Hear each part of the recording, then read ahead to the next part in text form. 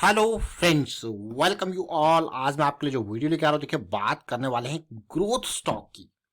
देखिए, जब भी आप फ्यूचर पर्सपेक्टिव से कोई स्टॉक देखते हो या फिर आप देखते हो कि फंडामेंटली स्ट्रॉन्ग स्टॉक है, तो उसका एक नजरिया, मैं कहूँगा एक पैरामीटर ग्रोथ होता है। क्या वो कंपनी ग्रो कर रही है? क्या उसका रेवेन्यू पिछले कुछ सालों में ग्रोथ मोमेंटम में है कि नहीं है? ये बहुत इंपॉर्टेंट पैरामीटर होता है। और अगर ग्रोथ है तो डेफिनेटली मल्टी बैगर होने की प्रोबेबिलिटी भी बढ़ जाती है, क्योंकि वो स्टॉक नजरों में रहता है बड़े बड़े निवेशकों के। और जैसे ही वो ग्रोथ होती रहती है तो वहां पे उस स्टॉक की डिमांड भी बढ़ जाती है।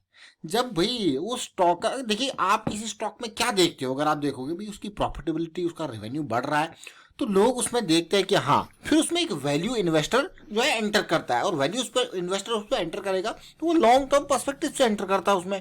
तो चलिए समझते हैं स्टॉक को। ऑल्दो हम इसकी एक रैली ऑलरेडी इंजॉय कर चुके हैं, लेकिन अब दूसरी रैली की बारी है, तो समझने की कोशिश करते हैं।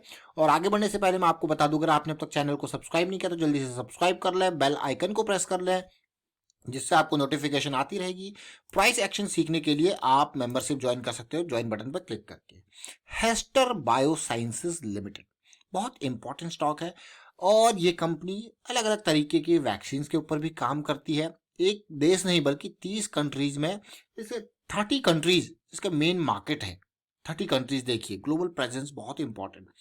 ऑल्दो आपको लग रहा होगा ये 2000 करोड़ का मार्केट कैपिटलाइजेशन है, लेकिन डेट भी कम है कंपनी के ऊपर। अगर इसकी प्रॉफिटेबिलिटी और रेवेन्यू को देखो, ग्रोथ को मैं कहूंगा स्पेशली 40 करोड़ से लगातार देखिए बढ़ता बढ़ता ये ग्रोथ, आप देखिए लगातार ग्रोथ विजिबल है ना आपको।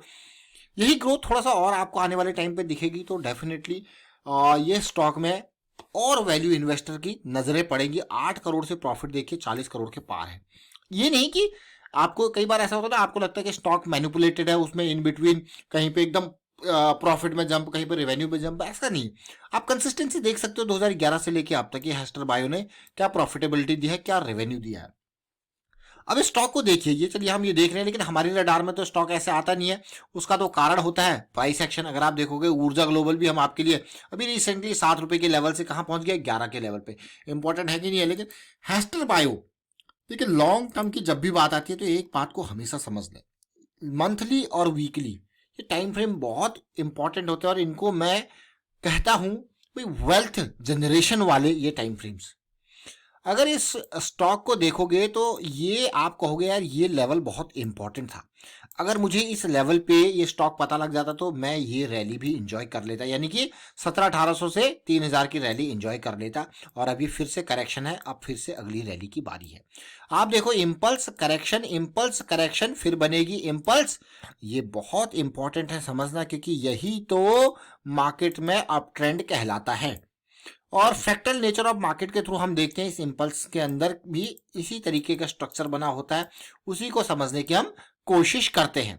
तो क्या ये टाइम फ्रेम, यानी कि फरवरी मार्च वाला टाइम फ्रेम, हम इस स्टॉक को पकड़ सकते थे? आपको यार बिल्कुल पकड़ सकते थे। ये देखिए 1790 का प्राइस, हम आपके लिए फरवरी 27 को इसका वीडियो लेके आए थे, और इसका मेजर कारण यही करेक्शन का रेजोल्यूशन था जो ये चल रही थी उस टाइम पे। और अभी तो ब्रेकआउट के लेवल पे नहीं, ब्रेकआउट से काफी पहले ये स्टॉक आपके सामने आया था। और जब एक रैली इसने दे दी थी, ब्रेकआउट दे दिया था और पुल बैक आया था, तो फिर से 2000 के लेवल पे आपके लिए स्टॉक लेके आए थे। और हमारा इसमें टारगेट था अराउंड 3000 के लेवल को तो एटलीस्ट टच करे। बट इसने देखिए बिल्कुल बखूबी, मैं कहूंगा वो लेवल टच किया, 3000 ही नहीं बल्कि ऑलमोस्ट 3100 के रेंज तक गया। और जब इतनी बड़ी रैली आ जाती है, अब आप सोचोगे यार 1800 के लेवल से कोई स्टॉक 3000 के लेवल पे जा रहा है, तो मोर देन 50% का एक ये स्विंग है। तो मोर देन 50% का इस तरीके से स्विंग आता है, तो डेफिनेटली कुछ प्रॉफिट बुकिंग भी बनेगी। प्रॉफिट बुकिंग बनेगी तो वो प्राइस को नीचे लेके आएगा, यानी कि वो एक करेक्शन होगा। फिर से लोग जो इंटरेस्टेड उसमें होंगे, जो वैल्यू इन्वेस्टर होंगे, उनको लगेगा कि यार प्राइस फिर से हमारी बाइंग रेंज में आ चुका है, फिर यहां से भाई नया इन्वेस्टर उसमें जुड़ेगा। ये एक साइकोलॉजी है मार्केट में प्राइस के अप डाउन जाने की, आप समझ जरूर गए होंगे। देखिए यहीं पे आप देखोगे तो ये एरिया था फरवरी का, जब हम आपके लिए वीडियो लेके आए थे, ये स्टार्ट हो रहा था मूव 1780 के लेवल पे। अब मैं आपको यही स्टॉक छोटे टाइम फ्रेम पे भी लेके जाऊंगा। देखिए आज इस स्टॉक को आपके सामने लाने का मकसद जो है ना, वो है ये पार्ट। इस पार्ट को जब मैंने देखा तो यहाँ पे ऐसा लगा कि जो ये एरिया है, कौन सा एरिया जहां से रिजेक्शन हो रहा है, यानी कि ये 2200-2300 का एरिया है जहां से रिजेक्शन हो रहा है। मैं इसको एक जोन का नाम दूंगा, 2000 से लेके 2200 का ये जोन मैं कहूंगा। ये बहुत इंपॉर्टेंट ये जोन, जहां से क्लियर कट आप देख रहे हो कि प्राइस रिजेक्ट हो रहा है, और पिछली बार भी कंसोलिडेट इस रेंज में प्राइस हुआ था। तो ये एरिया आपका एक काइंड ऑफ डिमांड जोन भी आप इसको कह सकते हो। काइंड ऑफ आप ये कह सकते हो कि यहाँ पे बायर बिल्कुल इस प्राइस रेंज पे नजरें बनाए हुए हैं। आप इसको स्प्रिंग कह सकते हो, तो इसको रिटेस्ट भी कह सकते हो। लेकिन अभी हम ये नहीं कह सकते कि ये स्टॉक अभी ऊपर को इसने दिशा बदल दी है और करेक्शन रिजॉल्व हो रहा है। हाँ, एक काइंड ऑफ सिग्नल इसने जरूर दिया है कि भाई मैं बेस का फॉर्मेशन कर रहा हूं और कभी भी यहां से बड़ा धमाका करके वापस निकल सकता हूं। ये इनिशियल सिग्नल आपको इसने दिया है इन रेंजेस से, इन बॉटम्स को क्रिएट करके। और ये देखिए, कई बार देखिए एक और इंपॉर्टेंट पार्ट बना, आपका अगर सिंगल पॉइंट ऑफ व्यू से सोचते हो ना तो फिर वो टफ हो जाता है। आपको डायनेमिक होना होता है सोच में।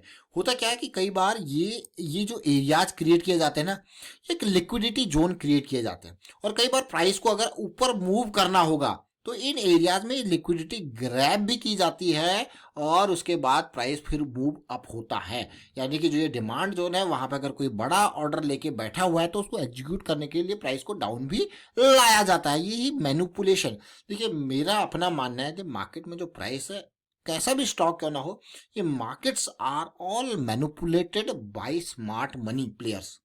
स्मार्ट मनी प्लेयर्स मतलब उनको जिस डायरेक्शन में प्राइस को लेके जाना वो उस डायरेक्शन में लेके जाएंगे। This is called manipulation. बस आपको यही देखना होता है, इस मैनिपुलेशन को समझना होता है, और किस तरफ स्मार्ट मनी का मूव होने वाला है, और आप उस स्मार्ट मनी के मूव के बीच में रिस्क मैनेज करके अपना जो है मूव इंजॉय कर सकते हो। जैसे कि यहाँ पे ये पर्टिकुलर पार्ट को हमने लास्ट टाइम पे समझा था, और इसने क्या रन दिया था, और इस रन में एक छोटी कंसोलिडेशन भी इसने हमको दी थी, और हमारा जो टारगेट था इजीली इसने अचीव कर दिया था 3000 की रेंज का, बहुत इजीली। अब जिन लोगों ने प्रॉफिट उस टाइम पे बुक नहीं किया होगा, देखिए सबके अपने अपने, फिर मैं रिपीट करूंगा, सबके अपने अपने गोल्स होते हैं किसी भी पर्टिकुलर स्टॉक से जुड़े हुए। जैसे कि हमारा गोल यहाँ पे ये एरिया था, हमने पूरा कैप्चर कर लिया। अब किसी और का गोल होगा लॉन्ग टर्म पोजिशनल में, वो कहेगा नहीं भैया अगली करेक्शन में मैं फिर और जमा करूंगा। देखिए, एक टाइम भी होता है। अब देखिए, करेक्शन रिजॉल्व हुआ, पूरी रैली आई, और उसके बाद आप देख सकते हो जुलाई से लेके अभी पूरा का पूरा 6 से 7 महीने हो चुके हैं, हम करेक्शन में ही पड़े हुए हैं। तो मंथली और वीकली टाइम फ्रेम्स की जो करेक्शन है वो बड़ी भी हो सकती है अगर वो कॉम्प्लेक्स काइंड ऑफ करेक्शन हो जाती है। सिंपल करेक्शन में तो आपने कहा सिंपल आई, जिस तरीके से इसको मैं कहूंगा इन वीकली टाइम फ्रेम में सिंपल दिख रही है, बिल्कुल फ्लैट का काइंड ऑफ, देख रहे हो। लेकिन कई बार इस तरीके से कॉम्प्लेक्स करेक्शन होती है तो उसमें और टाइम लग सकता है। तो ये इंपॉर्टेंट होता है कि आपका गोल क्या है। तो जिन लोगों का गोल यहाँ पे था वो निकल गए होंगे तो वो उनको कोई पश्चाताप नहीं हो रहा होगा, लेकिन जो पोजिशनल प्लेयर है उनको भी कोई पश्चाताप नहीं होना चाहिए, क्योंकि गोल उनका डिफरेंट है, उनका गोल डिफरेंट है। अब ये देखिए, अब ये एरिया जाएगा, और मैं कहूंगा कि हाँ ये एरिया ब्रेक होकर अगर यहाँ पे पुल बैक आ जाए तो और भी एक सॉलिड सिचुएशन यहाँ पे देखने को मिलेगी। जरा इंतजार करते हैं, देखते हैं यहाँ पे कैसी सिचुएशन बन रही है। हम अभी वीकली में ऑल्दो बुलिश एरिया में है, लेकिन सुपर मोमेंटम एरिया में नहीं है, और MACD हमारा मोमेंटम जोन में अवेलेबल है। Now coming on to the daily time frame. Daily time frame क्यों इंपॉर्टेंट होता है वो आपको पता ही है। डेली टाइम फ्रेम पे हमने 200 SMA का सपोर्ट लिया है। अच्छी बात यह है, एक रैली आई और एक फ्लैट कंसोलिडेशन मिला कई दिनों का, फिर एक रैली आज देखने को मिली है। अब उम्मीद क्या है, देखिए उम्मीद ये है, लेकिन उम्मीद से के लिए एक बहुत ही खतरनाक सिचुएशन जो है कि हम सीधे सीधे यहाँ पे थोड़ा कंसोलिडेट करके 60 के एरिया को पार कर चुके हैं। अब आपको पता ही है अगला हमारा इस एरिया में क्या इंपॉर्टेंट होता है। इस एरिया में हमारे लिए छोटी सी करेक्शन कंसोलिडेशन बहुत ही इंपॉर्टेंट होती है एक बड़े मूव से पहले।